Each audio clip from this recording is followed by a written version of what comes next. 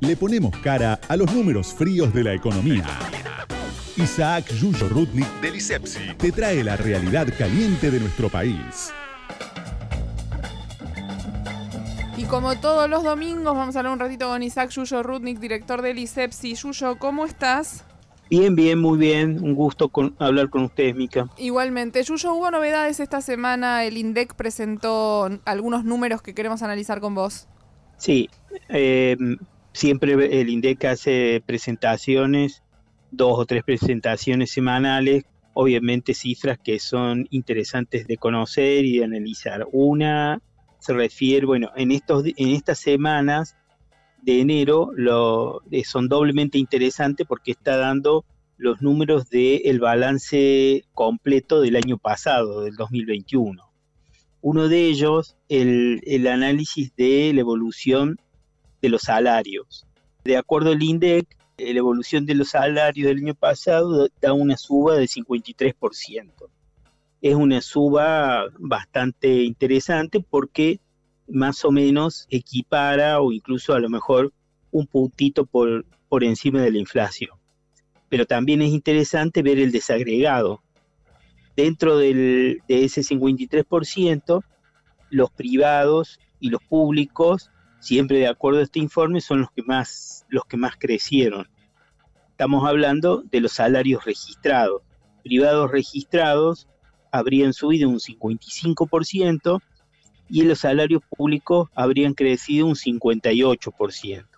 En total, esto da de que los trabajadores que están en blanco, ya sean públicos o privados, habrían subido en promedio 56%. Pero hay otro dato que también está en este informe que ya no sería tan favorable, o más que no sería tan favorable, son muy desfavorables para los trabajadores, que es la evolución de los salarios privados no registrados. Como sabemos, hoy ese espectro, ese universo de trabajadores que no están registrados superan el tercio, están cerca del 40%. Bueno, los privados no registrados, o sea, ahí entran los trabajadores informales fundamentalmente, tuvieron un crecimiento del salario de solo el 40%.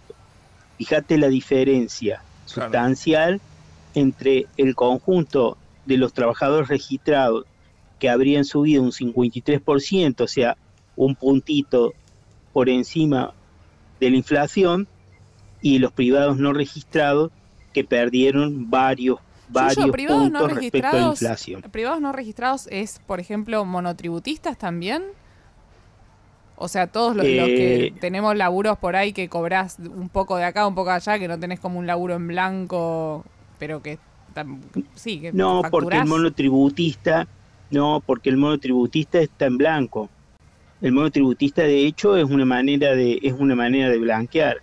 Estamos hablando de los trabajadores no registrados, del trabajo informal, que no solo no tiene posibilidades de ninguno de los beneficios de un trabajador que está protegido por las leyes laborales, sino que además tiene un salario que ha venido perdiendo respecto a la inflación, poder adquisitivo, ha venido perdiendo poder adquisitivo de una manera sustancial en el último tiempo, y estas cifras en particular del año pasado expresan bastante esa situación. Uh-huh.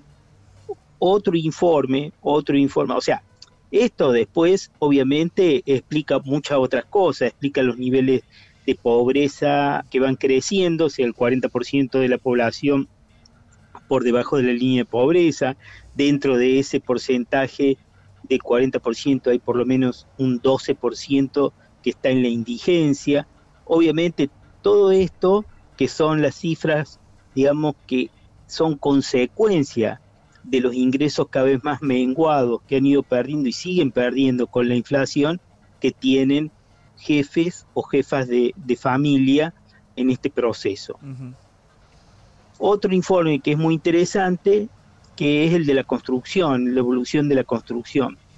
La construcción creció en su conjunto durante el año pasado aproximadamente poquito más del 30%, casi un 31%.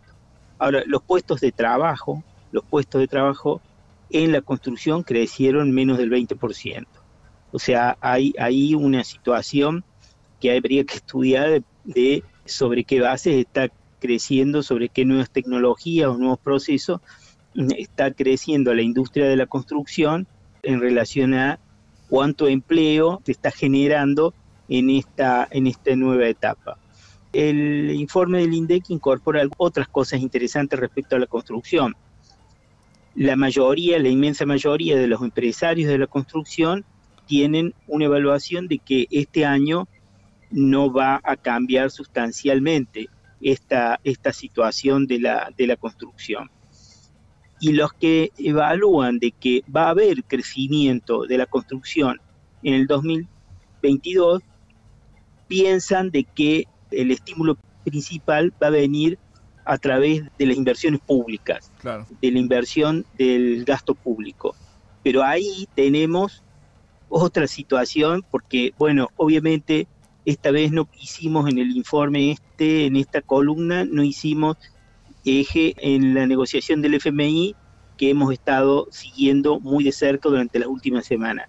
Pero aquí sí aparece el espectro de la negociación del FMI, porque la mayoría de las empresas de la construcción, mayoría de los empresarios de la construcción del país tienen expectativa de que la industria de la construcción va a crecer sobre la base de la inversión pública. Claro. Pero justamente ese es uno de los elementos que está en debate y que en la negociación con el fondo está buscando mecanismos para recortar el gasto. Y dentro del recorte del gasto, obviamente está el recorte de la inversión pública. Entonces, bien, esta expectativa que tienen las empresas de la construcción realmente está asentada por ahora sobre bases poco firmes.